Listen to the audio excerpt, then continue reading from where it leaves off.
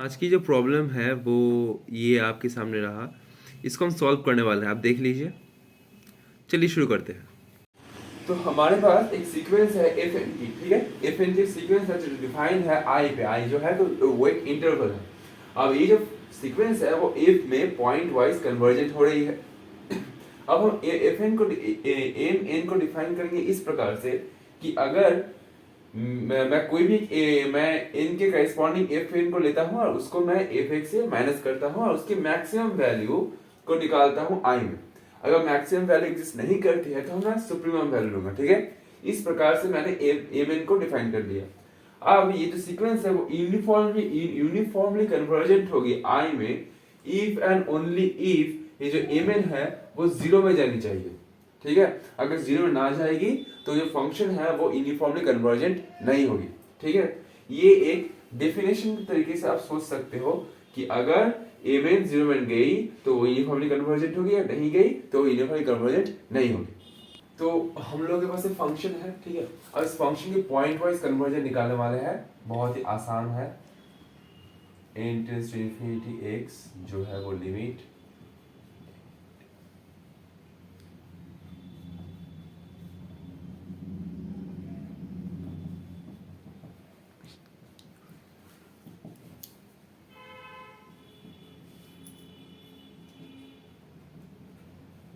जो कि जीरो होगी, यानी जो ये फंक्शन है वो जीरो फंक्शन की ओर क्या हो रही है, कन्वर्ज कर रही है पॉइंट वाइज, ठीक है। अब एक बात देखिए, जब हम इस फंक्शन को, ये जो फंक्शन है इसको डेरिवेटिव करेंगे तो हमको क्या मिलने वाला है। अगर हम इसको डेरिवेटिव करते हैं तो हमको मिलने वाला है, तो वो ये आने वाली है। आप कभी चेक करके देख सकते हैं, डेरिवेटिव आएगी। अब इसको हम करेंगे सॉल्व, इसको हम इक्वल टू करके सॉल्व करेंगे तो ऑब्वियसली जो है वो ये जीरो करने के बाद हमारा आएगा x इक्वल्स टू 1/n, क्योंकि हम जीरो इक्वल में है, माने पॉजिटिव में है, तो हम नेगेटिव वैल्यू को इग्नोर करने वाले, ठीक है। तो यानी एक ही वैल्यू है जो एक्सट्रीमम वैल्यू है। अब देखिए 1 minus n square x square को हम लेस देन जीरो करते हैं, तब एक्स स्क्वायर के x क्या आएगी, x आएगी ग्रेटर देन 1/n। यानी एक से अगर एक से 1/n से अगर बड़ी वैल्यू लेते हैं तो ये जो वैल्यू है वो लेस देन जीरो होगी, है ना।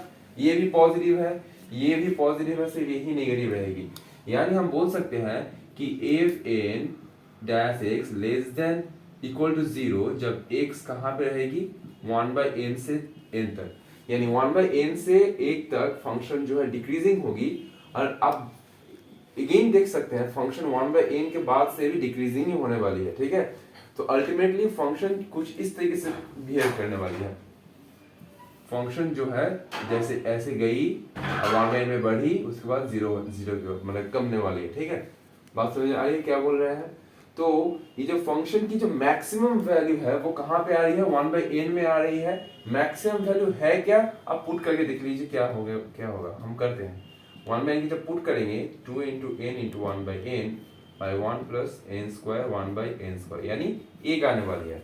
फंक्शन की मैक्सिमम वैल्यू है वो n 1 आने वाली है, ठीक है। यानी हर n के लिए हमारी मैक्सिमम वैल्यू क्या आने वाली है, n आने वाली है। यानी mn जो है वो 1 होगी for all n belongs to natural number. यानी mn क्या जीरो की ओर जा रही है, नहीं। तो ये फंक्शन क्या इस डोमेन में फंक्शन के यूनिफॉर्मली कन्वर्जेंट होगी, नहीं। बस यहीं से प्रूफ हो जा रही है, ठीक है। देखते हैं कि इस डोमेन में फंक्शन, ये जो सीक्वेंस है वो यूनिफॉर्मली कन्वर्जेंट है कि नहीं। पहले तो ये देखिए कि डोमेन में हमने जीरो से बहुत पहले इसको क्लोज कर दिया है ना। अब क्योंकि आप गौर फरमाइएगा कि जैसे जैसे n बड़ी होते जा रही थी, जो फंक्शन की जो मैक्सिमम वैल्यू है वो जीरो के करीब आ रही थी, है ना। यानी कहने का मतलब है कि देखिए कुछ मैं ड्रॉ करता हूँ फंक्शन, ठीक है। ये जीरो है और ये मेरा 1 है, ठीक है। तो मेरा फंक्शन जो है कुछ ऐसा दिख रहा था। ये सोचिए एक n के लिए है, ये दूसरी n के लिए है, ये तीसरी n के लिए है ना। इस तरीके से हो रही थी। यानी अगर मैं यहाँ पे कहीं पे 0.1 लूँ तो मेरे 0.1 में देखिए फंक्शन की जो वैल्यू है वो n जैसे बढ़ रही है उसकी मैक्सिमम वैल्यू भी घट रही है ना। जैसे n की वैल्यू बढ़ रही है उसकी मैक्सिमम वैल्यू घट रही है। ये ऑब्वियस सी बात है क्योंकि n बढ़ने से फंक्शन की वैल्यू कमते जाएगी, ठीक है। तो यानी हम बोल सकते हैं कि जो mn जो है वो जीरो की ओर जा रही है ना।